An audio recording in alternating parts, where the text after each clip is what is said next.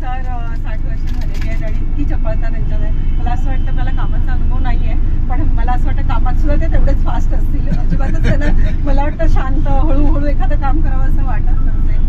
तर सरांचा अजून एक छानसा अनुभव म्हणजे काय की जसं सरांनी सांगितलं की आता छानसे ते व्हॉट्सअपवर गाणी पाठवायचे रोज आणि छान मेसेजेस असायचे. तसं तुम्ही ते परत पाठवतच जा, असं नाहीये की तुम्ही आता संपलं असं नाही. पाठवतो मी आता, पण असं पर्सनली ज्यांनी सांगितलंय ना त्याला आणि दुसरं म्हणजे कसं की पहिल्या सीटवर बसून पूर्ण प्रोग्रामचं व्हिडिओ शूट सर करायचे.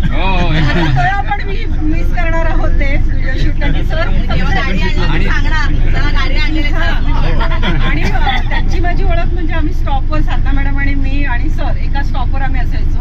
काही दिवसांपासून म्हणजे जेव्हा खालचं हे टर्मिनल बंद झाले तेव्हापासून मी आले. तोपर्यंत लोके सर कोण आहेत आम्हाला माहित नव्हतं, पण ते आमच्या स्टॉपवर असायचे. आम्ही छान गप्पा मारायचे, ते अगदी सगळं घरातलं शेअर करायचे, दाखवायची माझी सून चालले बघा कार घेऊन. बऱ्याचदा जायची हो की नाही, सून चालले माझी कार घेऊन बघा ऑफिसला, घरच्या सगळ्या गोष्टी सांगायचे. कोकणातले असल्यामुळे कोकणच्या आमच्या गप्पा खूप व्हायच्या, गणपतीचं असं तसं. तर तुम्हाला अजून एका ह्याच्यामध्ये सांगते की जसं तुम्ही आम्हाला खाऊ लाडू दिला होता तर ते मी सांगते तुमच्या कोकणी भाषेमध्ये ट्राय करते थोडंसं. लोके सरांनो तुमका सांगतालय की काजीचा लाडू खयच खाऊक मिळाला नाही. म्हणजे एवढ्या पार्टी झाल्या, पण असं तो हे लोक काजी म्हणतात त्या लाडवाला, काजू नाही म्हणतात, काजी म्हणतात. तर ते खूपच छान होतं. आणि अजून एक रिसेंट अनुभव सांगायचा झाला सरांच्या बाबतीमध्ये की सर कशी मदत करतात. की तुम्हाला सगळ्यांना माहित होतं की आता रिसेंट इलेक्शन झाले, तर त्या इलेक्शनमध्ये आमची मनीषा होती आणि मनीषा दास्तानला चढायची. आणि पहिल्याच वेळेला त्या ड्रायव्हरला सांगितलं होतं की तू गाडी इथून घेऊ नकोस, दास्तान फाट्यावर नाही, मॅडम चढणार आहेत. पण तरीही त्याने आगाऊपणा करून गाडी नेहमीच्याच रूटला घेतली. इथं आल्यानंतर मनीषाचा फोन आला, रे गाडी का नाही आली अजून. आणि आम्ही त्या ड्रायव्हरला सारखं सांगतो, अरे तू गाडी इथून का घेतलीस, तुला आम्ही सांगतोय तिकडनं घ्यायची होती, मॅडम चढणार आहे, मॅडम चढणार आहे.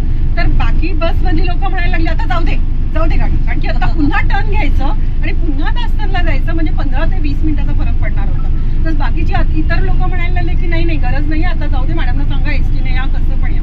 पण ती ज्या लोकेशनला होती होती तो लोकेशन अगदी ऑड होता की ते एसटी कधी येणार, काय करणार, आपल्याला ऑफिसची बस कन्व्हिनियंट पडते. पण सर एकटे उठले, त्यांनी त्या ड्रायव्हरला सांगितलं गाडी पाठी घे, तुला सांगितलं होतं की आम्ही तू तिकडनं घे, तरी तू तिकडनं घेतली, 15-20 मिनिटं लेट झाला तरी तू घे. आणि तो सपोर्ट सरांनी केला. आम्हाला इतकं बरं वाटलं की मी आणि ही स्वाती आम्ही दोघी जणी गप्पच बसलो होतं काय करायचं, कारण लोक बाकीची इतर बसमधली लोक तयार नव्हते गाडी घ्यायला. 15 मिनिटांनी फरक पडला, पण मनीषा येऊ शकली त्या दिवसामध्ये.